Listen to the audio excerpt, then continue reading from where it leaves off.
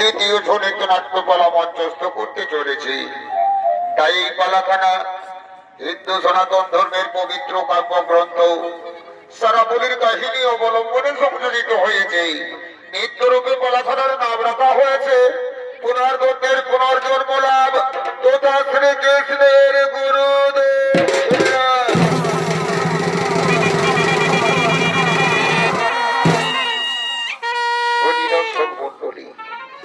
আপনারা সকলেই জানেন ভগবান শ্রী বিষ্ণু ধরাধামে অবতীর্ণ হয়েছিলেন কৃষ্ণ রূপে বসুদেবের গৃহে। বাল্যকালে মুনিবর সন্দীপনের আশ্রমে শিক্ষা লাভের প্রয়াসে গিয়েছিলেন। সমস্ত শিক্ষা লাভ করার পর শিক্ষান্তে গুরুগৃহ থেকে বিদায় নেওয়ার সময় গুরু দক্ষিণা নিয়ে যে ঘটনা ঘটেছিল সেই ঘটনা অবলম্বনে আমাদের জনন্ত নাট্যপালা।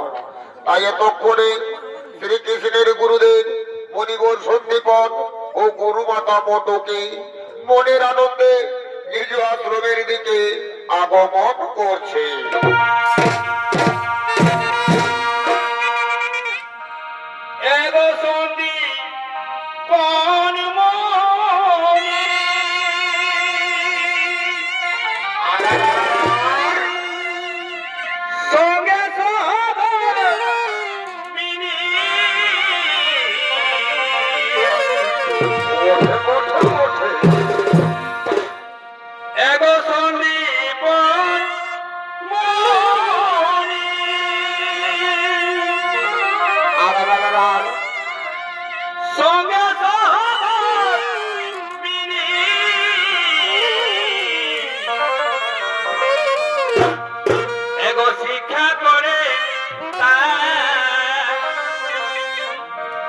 শিক্ষা করে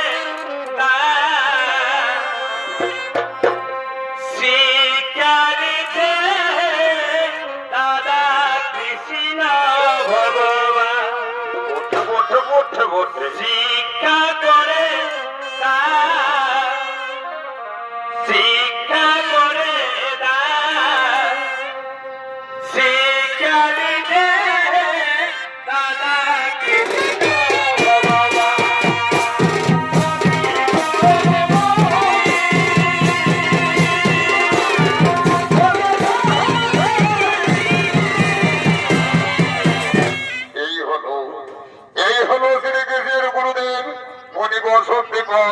ও গুরু মাতা মটুকে মনের আনন্দে দুই পতিপত্নী নিজ আশ্রমের দিকে আগমন করছে।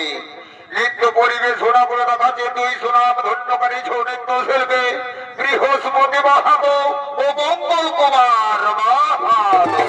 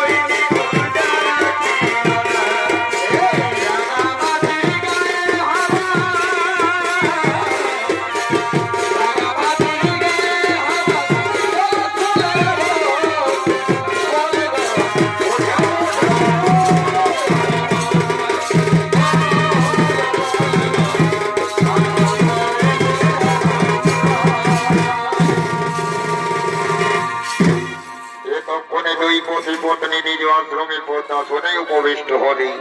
আর অন্যদিকে বসুদেব নন্দন দুই ভাই কৃষ্ণ ও বলরাম গুরুগৃহে শিক্ষানীতি এসে আজ তারা অনেক বড় হয়ে উঠেছে। তাই তো মনের আনন্দে নিজ গুরুদেবের আশ্রম প্রাঙ্গণে খেলা করছে।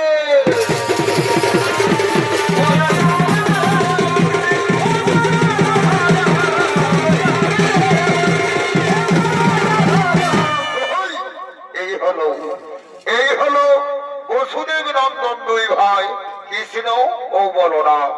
বাল্যকালে গুরুগৃহে শিক্ষা নিতে এসে দিনের পর দিন আজ তারা অনেক বড় হয়ে উঠেছে। তাই এতক্ষণে কৃষ্ণ ও বলরামের অভিনয় ছনিত পরিবেশনা করে দেখাচ্ছে দুই সুনাম ধন্যকারী ছনিত শিল্পী পার্থ সিং সর্দার ও মোহিত সিং সর্দার।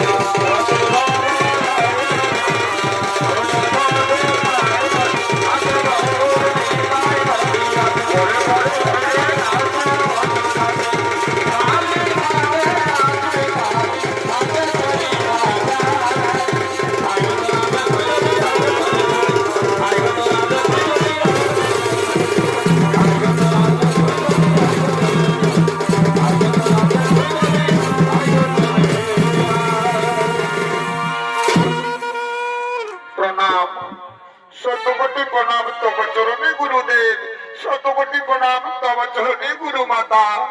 হরিবৎস কৃষ্ণ বলরাম আশীর্বাদ করি বাবা, তোমরা দীর্ঘজীবী হও, তোমরা দীর্ঘজীবী হও। সর্বত্র কৃষ্ণ বলরাম গুরুগৃহে শিক্ষাদান তোমাদের শেষ হয়ে গেছে। আমার হতে সমস্ত শিক্ষায় তোমরা লাভ করে ফেলেছ। এরপর তোমরা নিজ বাড়িতে ফিরে যেতে পারবে। তবে মনে রাখবে ভক্তগণ, আমি যে শিক্ষা তোমাদেরকে অর্পণ করেছি ওই শিক্ষাকে নিয়ে অহংকার করো না বাবা।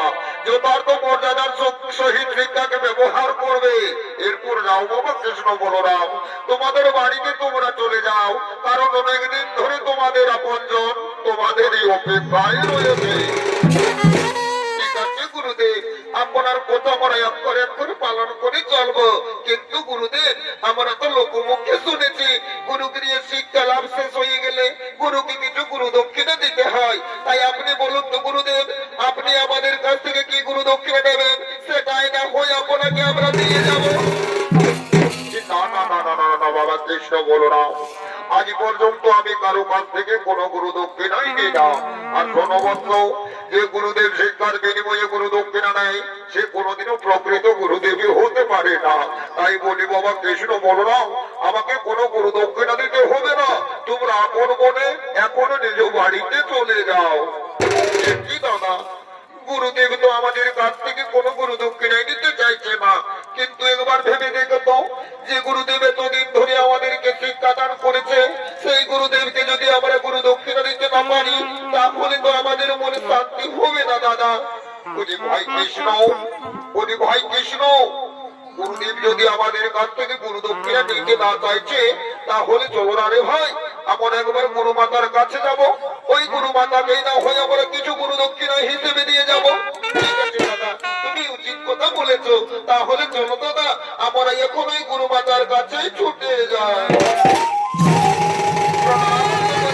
গুরু মাতা, একটি বাবা কিচ্ছু বলে না। কি হয়েছে বাচ্চ, কেন তোরা অমন ভাবে ছুটতে ছুটতে আমার কাছে চলে এলি? গুরুমা, গুরুমা, গুরুদেব আমাদেরকে বললেন গুরুগৃহে শিক্ষা লাভ নাকি আমাদের শেষ হয়ে গেছে।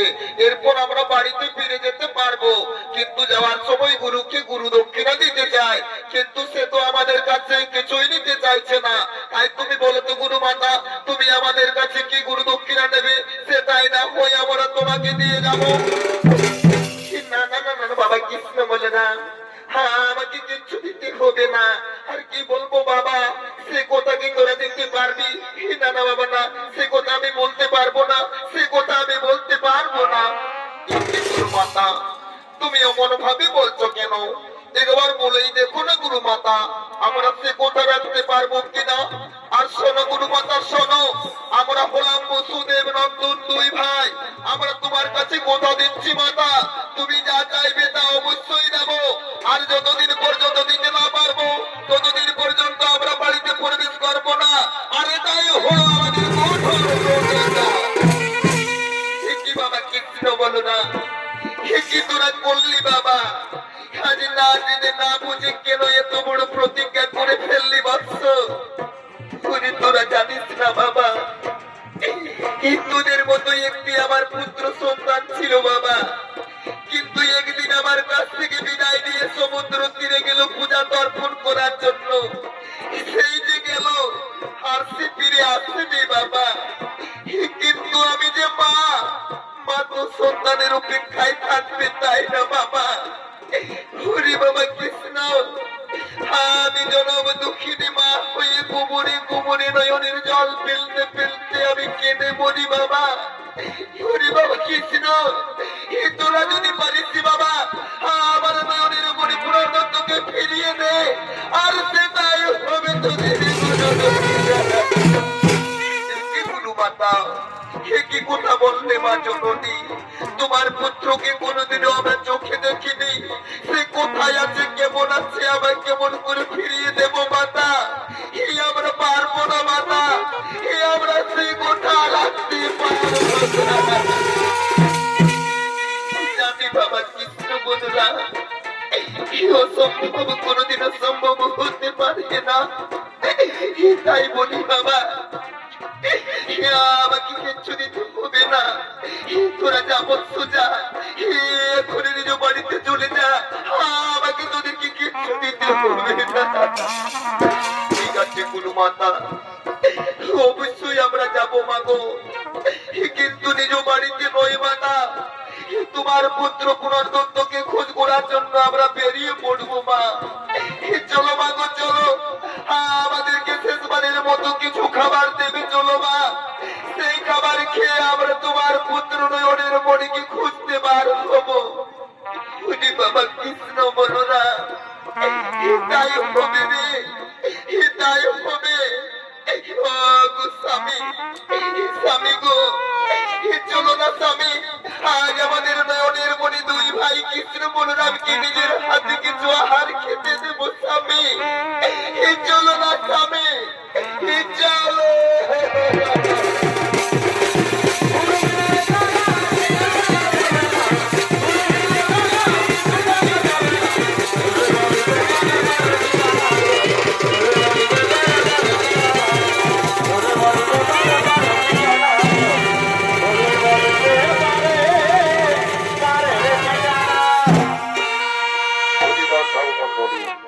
এতক্ষণে কৃষ্ণ বলরাম দুই ভাই গুরুগৃহ থেকে বিদায় নিয়ে গুরুপুত্র পুনর্দত্তকে খোঁজ করার জন্য ছুটে চলেছে। আর অন্যদিকে মায়াবী রাক্ষস পঞ্চজন্য সমুদ্র তলদেশে আগমন করছে।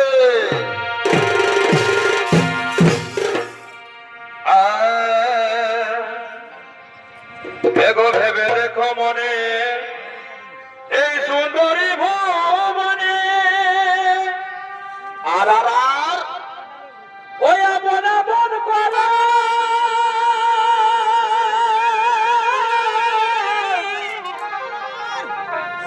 মরিব। ও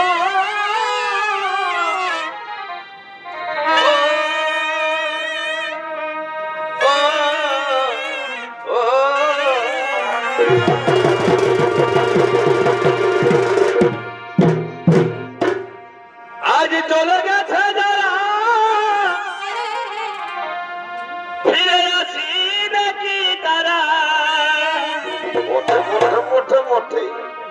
আজ চলে গেছে যারা, ফিরে আসি নাকি তারা? বছরে তবু আপন ভেবে শান্তি পায়, গলা পচায় মানব দেহ। আমার আঠানো নাই দাম হে, গলা পচায় মানব দেহ।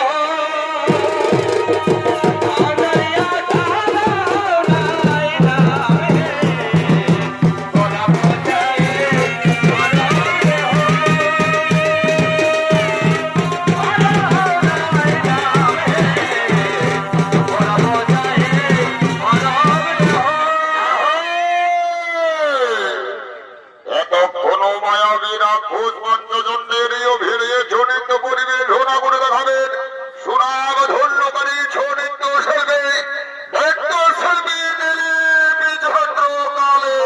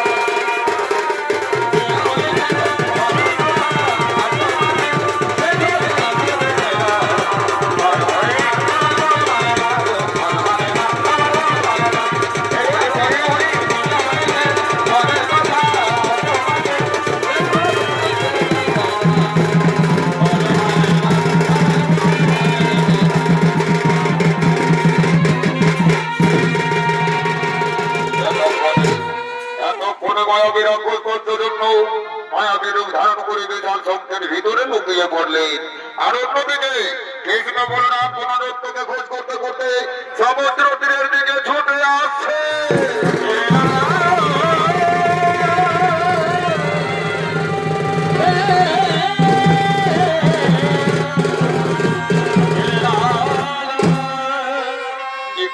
বলরাম, আমরা ছুটতে ছুটতে সমুদ্র তীরে চলে এলাম, কিন্তু এখানে কেমন ভাবে পুনর্দত্তের সন্ধান পাবো দাদা? উনি ভয় কৃষ্ণ, এখন সমুদ্র দেবতার প্রতি দুই ভাই কাতর কণ্ঠে মিনতি ভাবে শরণাপন্ন হব। তাহলে নিশ্চয়ই আমাদের ডাকে সমুদ্র দেব আমাদের কাছে প্রকটিত হবে, আর তার কাছ থেকে জেনে নেবো ভাই পুনর্দত্তের সন্ধান। তাই এসো ভাই কৃষ্ণ, এসো, আর করিব না বিলম্বন। আমরা দুই ভাই মিলে কাতর কণ্ঠে ওই সমুদ্র দেবতাকে করিব স্মরণ।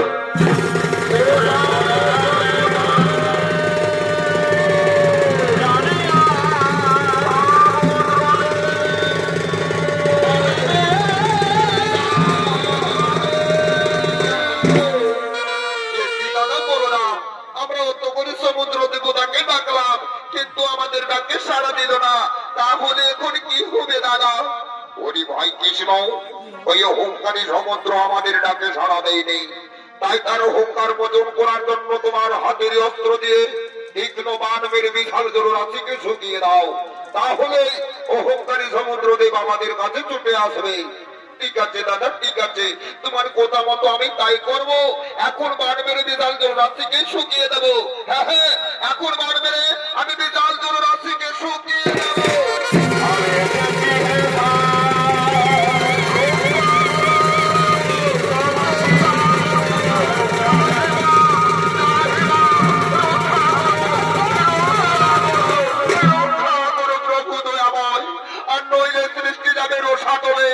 আপনার হরি ক্ষমা করে দিন।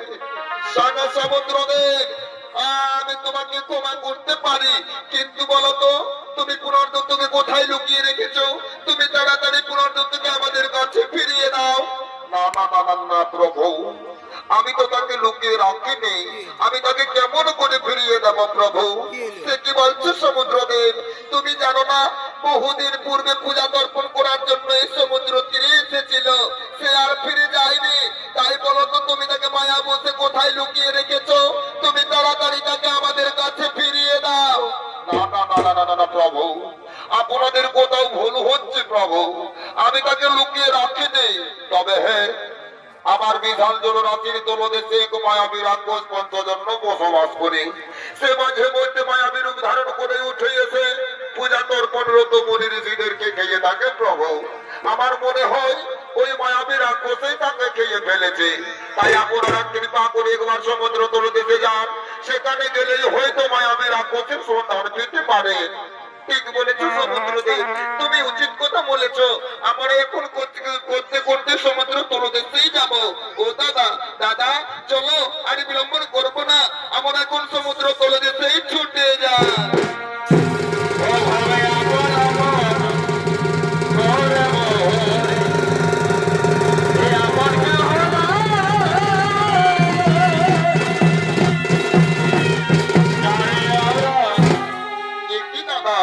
আমরা ছুটতে ছুটতে সমুদ্র তলদেশে এলাম, কিন্তু এখানে যে ঘোর অন্ধকার, এখানে কিছুই দেখা যাচ্ছে না। তাহলে কেমন করে পুনর্দত্তের সন্ধান করবো দাদা? ওরে ভাই কৃষ্ণ, এই সমুদ্র তলদেশের পথ বড়ই দুর্গমনী ভাই, এখানে ভালোভাবে হুঁশিয়ারি হয়ে চলাফেরা করতে হবে। তাই বলি ভাই কৃষ্ণ, তুই ওই পথ ধরে খুঁজতে খুঁজতে এগিয়ে যা, আর আমিও এই পথ ধরে খুঁজতে খুঁজতে এগিয়ে যাব। নিশ্চয়ই আমাদের চোখে ভেসে উঠবে মায়াবী রাক্ষস পঞ্চজন্যের আলোয়। ঠিক আছে দাদা, ঠিক আছে, তুমি ওই পথ ধরে খুঁজতে খুঁজতে যাও, আর আমিও এই পথ ধরে খুঁজতে খুঁজতে এগিয়ে যাচ্ছি।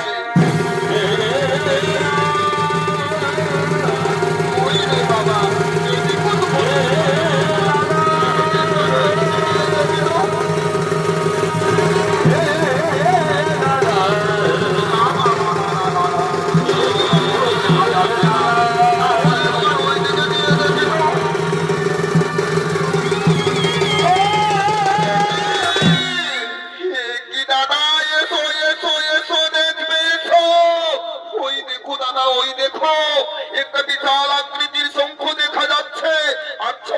দাদা ওটা সত্যিকারের শঙ্খ নাকি কোনো মায়া বসে কেউ রূপ ধারণ করে রয়েছে? ঠিক বলেছিস ভাই কৃষ্ণ, আমি অনেক বড় বড় শঙ্খ দেখেছি, কিন্তু এত বড় আশ্চর্যজনক শঙ্খ কোনোদিনও দেখিনি।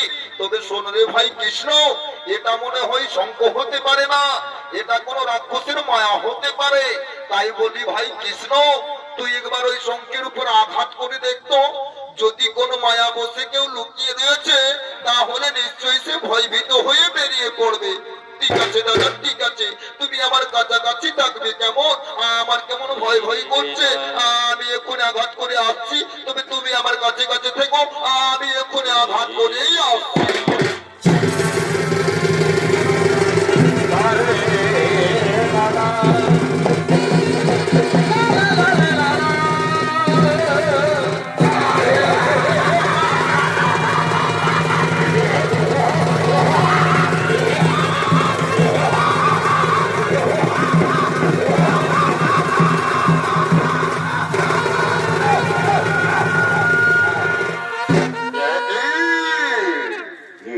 কেমন যেন মানুষের গন্ধ মাথার মধ্যে প্রবেশ করছে। ও তুই অপূর্ব বালক আমার চোখের সামনে এসেছে।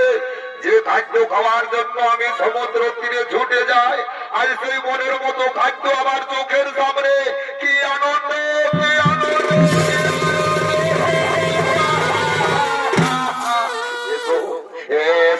মানব বলো আমাকে ধরাবে, আজ মনের আনন্দে তোদেরকে আমি খেয়ে ফেলবো, তোদেরকে খেয়ে তোদারে বাসন করবো। আজ ধরাবে, আমাকে ধরাবে, আমাকে ধরাবে।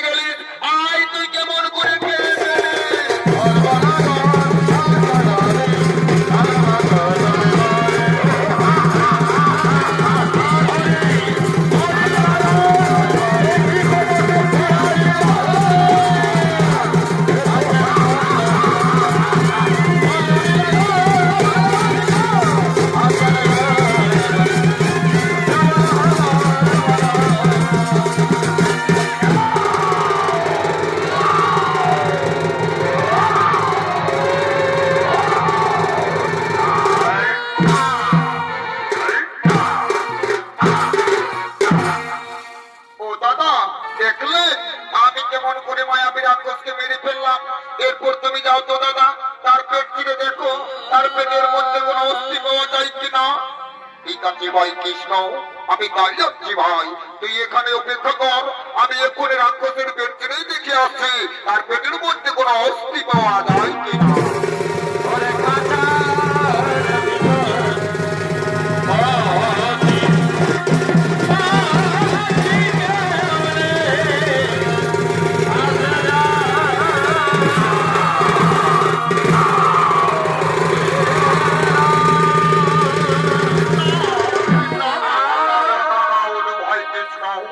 আমি রাক্ষসের পেট চিরে তন্ন তন্ন করে দেখলাম, কিন্তু তার পেটের মধ্যে কোনো অস্থি পাওয়া গেল না রে ভাই।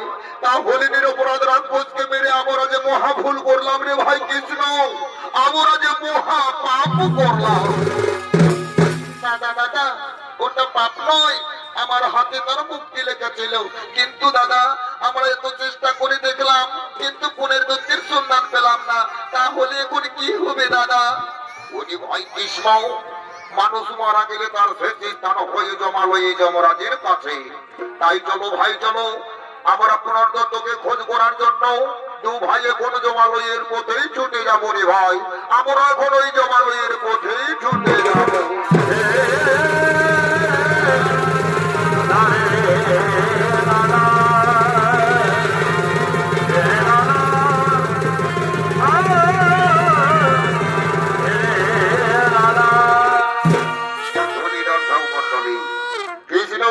মানব রূপী দেহ লয়ে পুনর্দত্তকে খোঁজ করার জন্য জমালয়ের পথেই ছুটে চলেছে।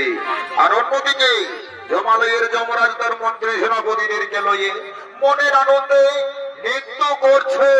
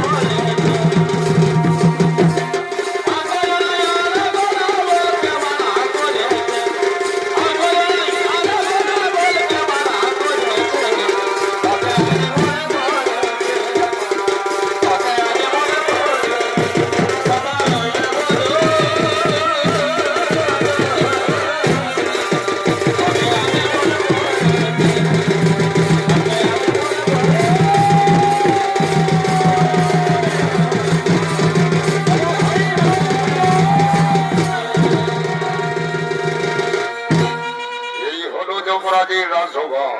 আর এই রাজসভায় আনন্দ প্রদান করার জন্য সমস্ত অশ্বরাগণ আগমন করছে।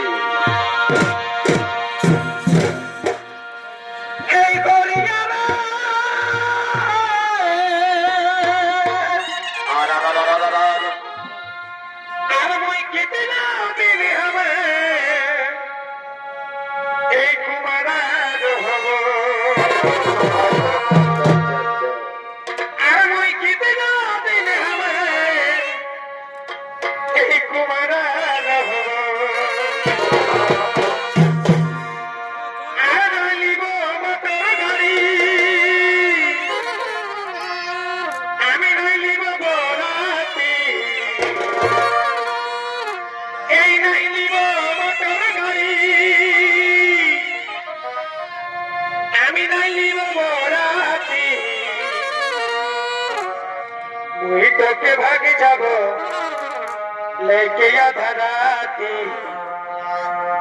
মুই তোকে ভাগে যাব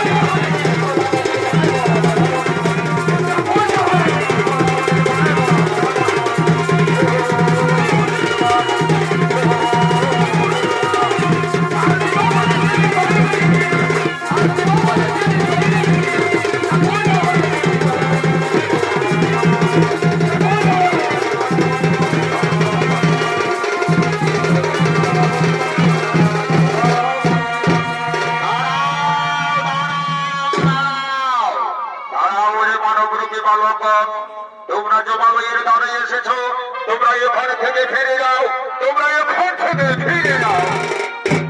না, আমরা কিছুতেই ফিরে যাব না। আমরা মর্তধাম থেকে এসেছি জমালয়ে যমরাজের সঙ্গে দর্শন করার জন্য। আমরা দেখা না করে কিছুতেই ফিরে যাব না।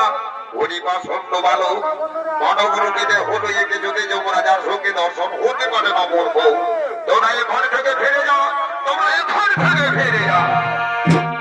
না, বলছি তো আমরা ফিরে যাব না। আমরা যমরাজের সঙ্গে দর্শন করতে রাজত্বপুরে যাব। আমাদেরকে কেউ বাধা দিতে পারবে না। এই তো আমরা এখন রাজত্বপুরে যাব। মহারাজের সঙ্গে দর্শন করতে। হরি মূর্খ পাপিষ্ঠ বালক, এত কোথায় এতই শক্তি, আমাদের বাধা সত্ত্বেও রাজ অন্তপুরে প্রবেশ করতে চাইছো? ঠিক আছে, যদি যেতেই চাও তাহলে আমাদের সঙ্গে শক্তির পরীক্ষা দিয়ে যেতে হবে। কি বললে প্রভুনিগণ? আমাদেরকে শক্তির পরীক্ষা দিতে হবে? হ্যাঁ হ্যাঁ, আমরা কিছুতেই পিছু পা হবো না। আমরা শক্তির পরীক্ষায় দেব। এসো এসো প্রহরীগণ, এসো, আজ শক্তির পরীক্ষায় দেব।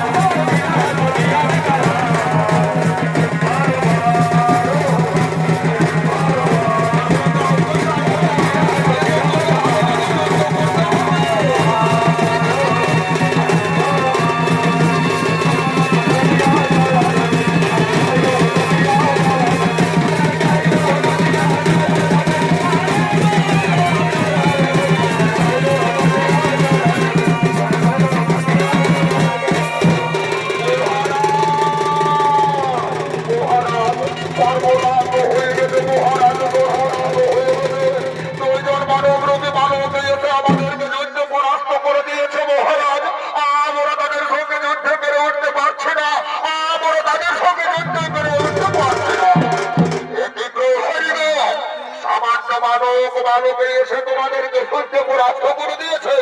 ওই জগতে দেখে দেখাও সেই পাষণ্ড বালকদের। আসুন মহারাজ, আসুন দেখবেন, আসুন।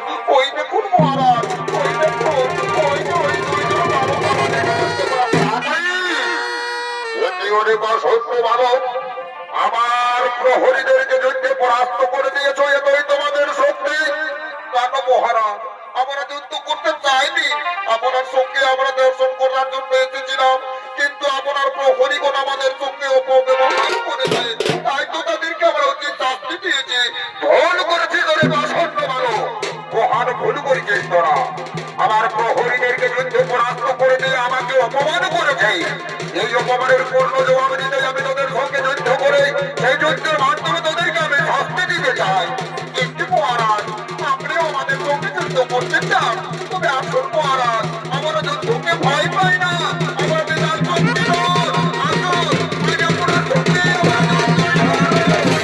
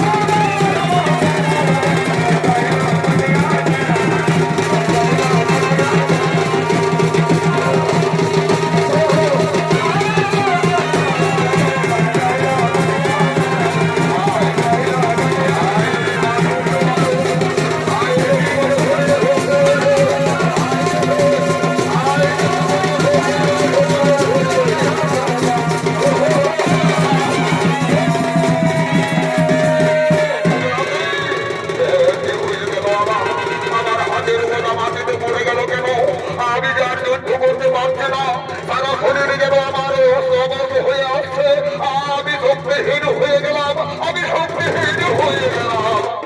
ওরে বাবা মানব, ওরে বাবা মানব, আমি হকার বসে তোমাদেরকে চিনতে পারিনি বাবা, কিন্তু কে তোমরা, কিবা তোমাদের পরিচয়? আহো যমরাজ, তুমি আমাদেরকে চিনতে পারোনি, তাই যদি চিনতে চাও তাহলে ভালোভাবে একবার নয়ন মেলে দেখো, তাহলে তুমি চিনতে পারবে আমরা কে, আমরা কারা, কিবা আমাদের পরিচয়। এই হে প্রভু পাপ পুণ্যহারি, এ মোটা, এই মোটেই আর জগৎ পালনকারী, হে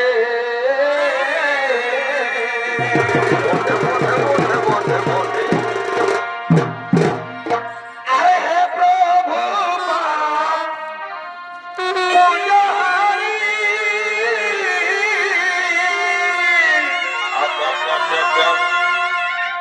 আর জগৎ পালনকারী, হে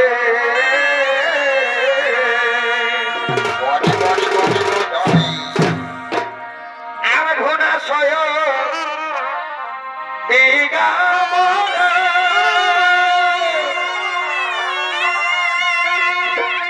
এই মুকুট আমলারে প্রভু পাপ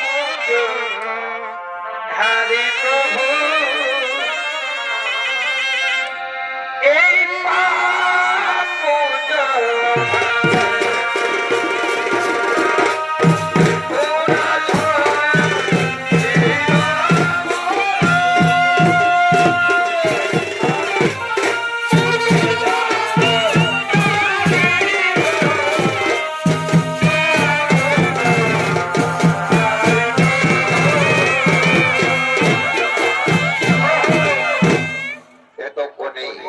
এতক্ষণে জগৎ কল্যাণকারী প্রভু শ্রীকৃষ্ণ নারায়ণ বাল্যরূপ পরিবর্তন করে পূর্ণরূপে আবির্ভূত হয়েছেন জমালয়ে যমরাজকে দর্শন দেওয়ার জন্য। আরে শ্রীকৃষ্ণ নারায়ণের অভিনয় ছনিত পরিবেশনা করে দেখাবেন সুনাম ধন্যকারী ছনিত শিল্পী ওস্তাদ বৃন্দাবন মাহাতো।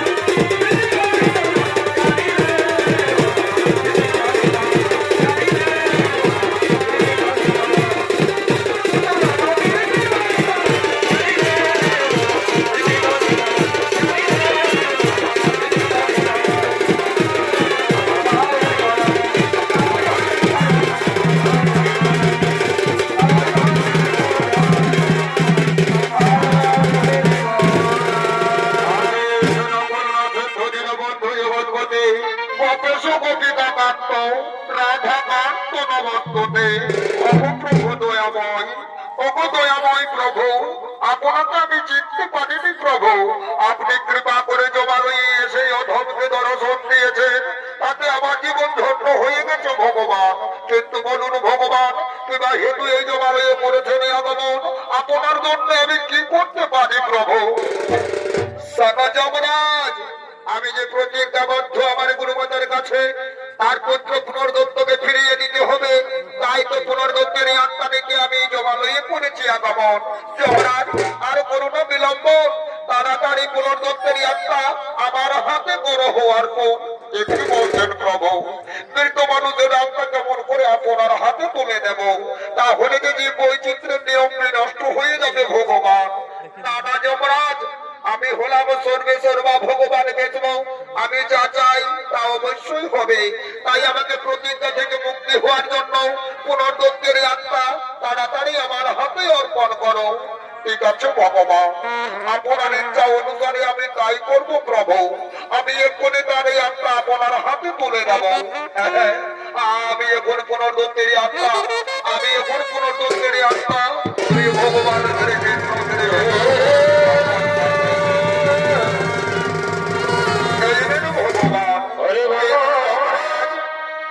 এই কর্মে তুমি আমাকে সহায়তা করেছ, তার জন্য তোমার ত্রিজগতে ধরা হবে, জয় জয়কার হবে। এরপরে এই আত্মা দিয়ে আমি পুনরায় জীবন দান করবো, পুনর্দত্তকে করিব সিদ্ধে। আর তারপরে গুরুমাতার কাছে নিয়ে গিয়ে তাকে গুরু পিতা গুরুমাতার কাছে অর্পণ করে আমি চিরতরে প্রতিজ্ঞা থেকেও হব মুক্ত। হ্যাঁ, আর করিব না বিলম্বন, আমি এখন পুনর্দত্তকে করিব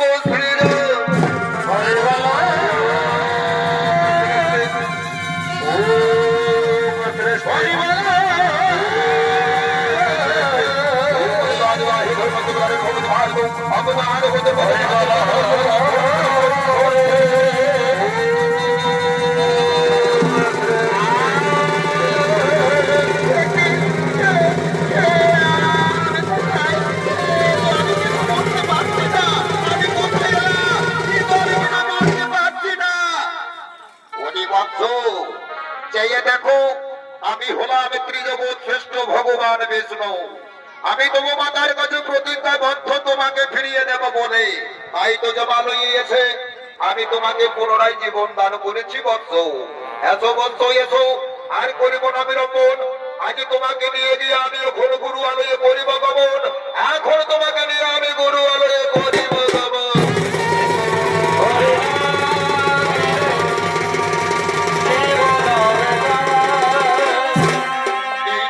গুরুদেব, এই জন্য গুরু মাতা আপনাদের নয়নের মনে পুনর্দত্তকে আজ গুরু দক্ষিণার রূপে আপনাদের হাতে তুলে দিলাম। এরপর আপনারা আশীর্বাদ করুন, আমরা যেন আমাদের পিতৃ আলয়ে যেতে পারি।